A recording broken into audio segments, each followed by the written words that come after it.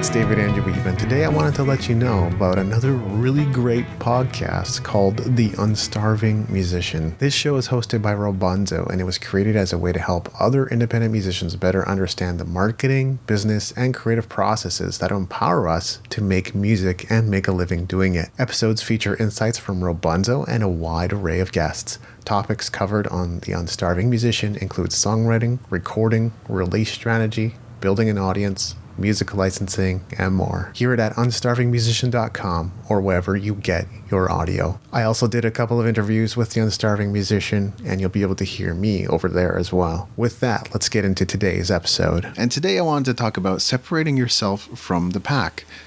A lot of people tend to think this is harder than it's ever been. Like, how do you stand out? How do you cut through the noise? How can you be so unique, so different, so compelling, so noteworthy, so interesting that people are just naturally and automatically and magnetically drawn to you?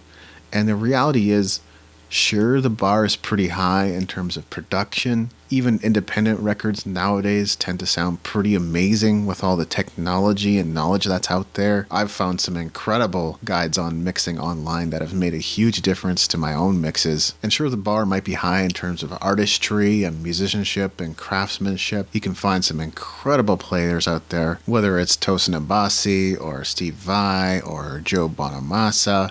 But you know where the bar isn't very high is in pitching. A lot of musicians are unskilled when it comes to pitching. Now, I get it. There's actually a lot of discomfort around this subject matter. Anytime I post something about networking or growing your network or finding more people or creating connections, I often see responses from other people, artists, my social media followers, or otherwise saying, well, I'm an introvert. And you know, being an introvert doesn't exclude you from getting to know people. They say even people who live in a cave will probably impact 10,000 people in their lifetime. So being an introvert has nothing to do with it.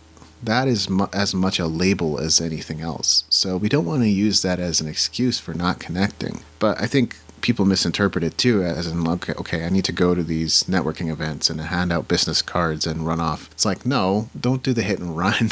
A lot of people do that and they're terribly ineffective at networking. They're really just trying to work through their own discomfort if you watch them closely. That's what's actually going on there.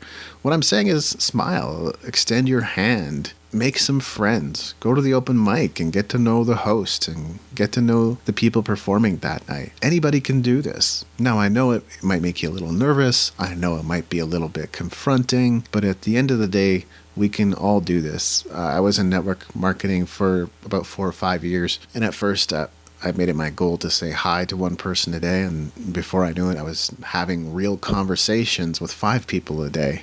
And some people may have said I was pretty shy at one point too. But when it comes to pitching, it isn't necessarily just meeting people in person. Oftentimes it's done by email nowadays, and there's a right way of approaching people and another way that tends not to work. And if I was to make this high level, it's basically when you approach people and you have a value proposition and it benefits the other person. In other words, you're crafting a win-win sort of pitch, and you actually are aware and conscious of the other person that you're talking to on the other end of that email address, then you'll do well. But if all you're doing is pitching to get something for yourself, oftentimes it doesn't work because it's not coming across as an opportunity to the person you're talking to. So really the key to hammering good pitches is to make sure that your pitches are coming across as an opportunity to the person you are sending them to. So what I just shared with you, you can also find in my book, The Music Entrepreneur Companion Guide. Believe it or not, I'm giving it away for free for a limited time. You can go to musicentrepreneurhq.com/free book to claim your own. This has been episode 289 of the New Music Industry Podcast. I'm David Andrew Weeb, and I look forward to seeing you on the stages of the world.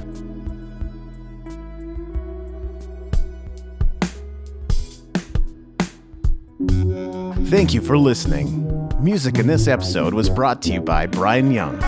Wherever you're listening to this right now, please consider leaving a 5-star review and comment to help us get the word out about the podcast.